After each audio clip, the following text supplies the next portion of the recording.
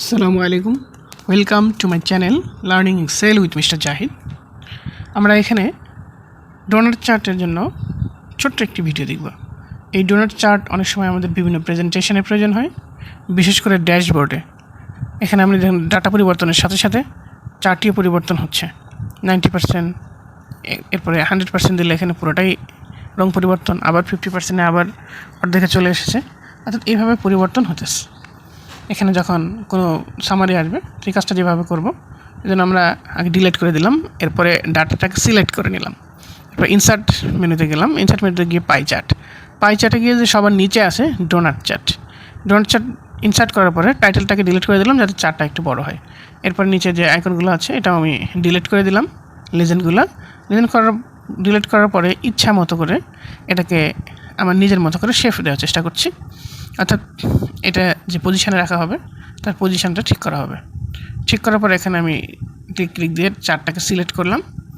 Select করার পরে যদি ডাবল ক্লিক দিলাম, প্রথমে একটা ক্লিক দেওয়ার পরে সিলেক্ট হওয়ার পরে অ্যাঙ্গেল যেটা আছে ফরম্যাট থেকে রাইট বাটন ক্লিক করে আসতে পারে, সেটাকে আমি 270 ডিগ্রি করে দিলাম।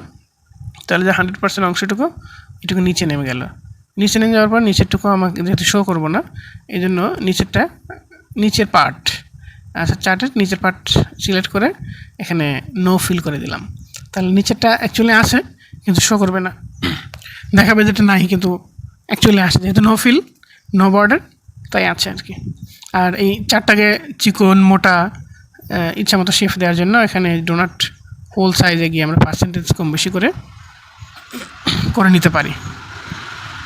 এরপরে এটাকে নতুন করে, যেহেতু এখন 50% শো করতেছে, সেভাবে নতুন করে সুবিধা মতো ভাবে এটাকে ছোট বড় করে নেওয়া হলো।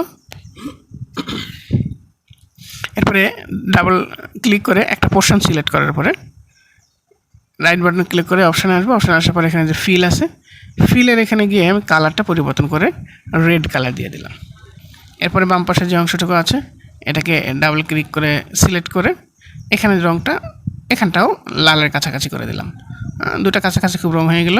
এরপর ট্রান্সপারেন্সি 100% দিলে এখানে একেবারে ফাঁকা হয়ে যায়, এজন্য 100% না দিয়ে এখানে একটু কমাই দিলাম, 80% দিলাম। রং পরিবর্তন হলো, ট্রান্সপারেন্সিটা না 80 বা 90, যেটা বিভিন্নভাবে দিয়ে দেখতে হবে। দেখার পর যেটা সুবিধাজনক বা পছন্দ হয় সেটা আমরা এরকম নিয়ে নিতে পারি। এরপরে আবার চারটাকে সিলেক্ট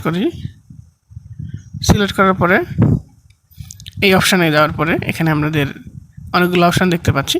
এর মধ্যে যেটা গ্রাডিয়েন্ট ফিল্ড আছে, গ্রাডিয়েন্ট ফিল্ডে গেলাম। গ্রাডিয়েন্ট ফিল্ডে যাওয়ার পরে অটোমেটিক্যালি সেটা আবার নীল হয়ে গেছে। দেখো এখানে আমি ট্রান্সপারেন্সি আগের মতোই 80% করে দিলাম। 80% করার পরে এখানে যে অপশানগুলো, ট্রান্সপারেন্সির যে পয়েন্টগুলো আছে, রঙের যে পয়েন্টগুলো আছে, কোথায় গাঢ় হবে কোথায় হালকা হবে, এই অপশানের মাধ্যমে আমরা এটা করে নিতে পারি। বা চাইলে এটা অংশটুকু কোনো অপশান ডিলিট করতে পারি। এখানে কম বেশি করে আমরা দেখে নিচ্ছি যে আসলে এটা দেখতে কেমন হয়, এটা খালি নলের মতো দেখায় কিনা, বা এটার পজিশান এখান থেকে চেঞ্জ করে দিতে পারে। তো এখানে নীল হয়ে গেলে যেটা হচ্ছে যে লালের সাথে মিলতেছে না, যে ওখানে যদি লাল যাওয়া আসা করলে লালের একটু রং থাকতে পারে, যেরকম পানি পাইপের মধ্যে যায়। তো এখানেও 80% করে দেওয়ার পরে রংটাকে আবার লালই করে দিলাম। লাল করে দেওয়ার পরে যেটা হলো, এখানে নিচের দিকে বেশি একটু রংটা বেশি হয়ে গেছে। তো আমরা এই অপশানের মাধ্যমে গ্রেডিয়েন্ট স্টপস যেটা আছে এটার মাধ্যমে এটা ঠিক করে নিতে পারি। এবং পরের অংশটুকু ট্রান্সপারেন্সি 80%, ওখানে যতগুলো পয়েন্ট আছে প্রতিটা পয়েন্টে পার্সেন্টেজ আলাদা, প্রতিটা অংশে ট্রান্সপারেন্সি পার্সেন্টেজ আলাদা করে দেওয়া যায়। দেওয়ার পরে এখন যখন আবার ডাটা পরিবর্তন করা হচ্ছে, আমরা দেখতে পাচ্ছি যে গ্রাফের মধ্যে মনে হচ্ছে এটা একটা পাইপের মতো বা নলের মতো, যার মধ্যে কোনো লিকুইড যাওয়া আসা করতেছে, ঠিক এরকম শো করতেছে। জাস্ট এটা করার অর্থ হলো একটু সুন্দর দেখার জন্য। এরপরে কত পার্সেন্টেজ ফিল আপ হচ্ছে, রং হচ্ছে, সেটা বোঝার জন্য একটা টেক্সট বক্স নেওয়া হয়েছে। টেক্সট বক্স নেওয়ার পরে আমরা যে ক্যাশ যে এটা আছে সেখানে আমরা ইকুয়াল টু দিয়ে দেখাই দিলাম। দেখানোর পরে এটাকে ইচ্ছা মতো আবার সাইজ বা এটাকে বোল্ড, এটাকে ফন্ট করা, এটাকে কালার দেওয়া, ফরম্যাটিং করা, এটা যেভাবে ইচ্ছা আমরা সেভাবে করতে পারি। করার পরে এখানে আমি বক্সটাকে বড় করে দিলাম। তখন দেখেন টেক্সট বক্সটা আবার ওদিকে সরে গেছে, কারণ এটা তো গ্রুপ করা হয়নি, আলাদা করা আছে, এই জন্য ওরকম মনে হতেছে। এরপর টেক্সট বক্সটাকে ইচ্ছা মতো পজিশন মতো যেখানে সুইটেবল হয় সেখানে এরকমভাবে সাজাই নিলাম। সাজানোর পরে আবার এখানে এই বক্সটাকে মিডিলে আনার জন্য একটু ছোটো বড়ো, অর্থাৎ যেদিকে সুবিধাজনক মনে হয় সেভাবে রাখার পরে আমরা এখানে দুটাকে সিলেক্ট করে গ্রুপ করে দিলাম। অর্থাৎ টেক্সট বক্স এবং চার্ট যখন গ্রুপ হয়ে গেল তখন সেটা একই সাথে যখন নড়াচড়া হবে তখন সে আর এদিক ওদিকে নড়াচড়া করবে না। উপরে নিচে যেভাবে ইচ্ছে আমরা সেভাবে রাখতে পারি। আর এভাবে আমাদের কাজটি শেষ হয়ে গেল। Thanks for viewing.